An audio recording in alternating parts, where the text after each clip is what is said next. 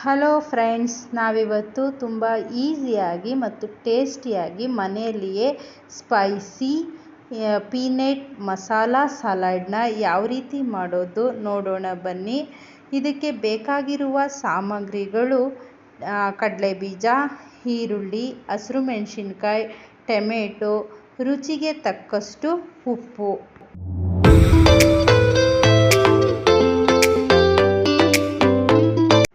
ಮೊದಲಿಗೆ ಈರುಳ್ಳಿ, ಹಸಿರು ಮೆಣಸಿನ್ಕಾಯಿ, ಟೊಮೆಟೊನ ಸಣ್ಣದಾಗಿ ಕಟ್ ಮಾಡಿಟ್ಕೊಳ್ಳಿ. ಕಡಲೆ ಬೀಜನ ಆಯಿಲಲ್ಲಿ ಡೀಪ್ ಫ್ರೈ ಮಾಡಿ ಒಂದು ಬೌಲ್ ತೊಗೊಂಡು ಅದಕ್ಕೆ ಕಟ್ ಮಾಡಿಟ್ಟಿರುವಂತಹ ಆನಿಯನ್, ಹಸಿರು ಮೆಣಸಿನ್ಕಾಯಿ, ಕೊತ್ತಂಬರಿ ಸೊಪ್ಪು,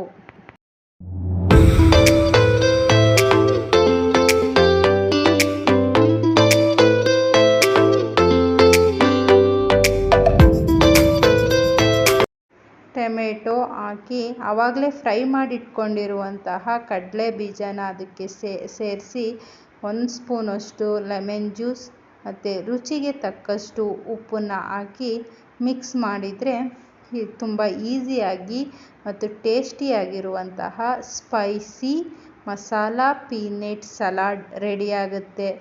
ಈ ವಿಡಿಯೋ ನಿಮಗಿಷ್ಟ ಆಗಿದ್ದರೆ ನಮ್ಮ ಚಾನಲ್ನ ದಯವಿಟ್ಟು ಸಬ್ಸ್ಕ್ರೈಬ್ ಮಾಡಿ ಮತ್ತು ನಿಮ್ಮ ಫ್ರೆಂಡ್ಸ್ ಫ್ಯಾಮಿಲಿಯವರಿಗೆ ಈ ವಿಡಿಯೋನ ಶೇರ್ ಮಾಡಿ. ನೀವು ಮನೇಲಿ ಟ್ರೈ ಮಾಡಿ ಯಾವ ರೀತಿ ಬಂತು ಅಂತ ಕಮೆಂಟ್ ಮಾಡಿ. Thank you for watching.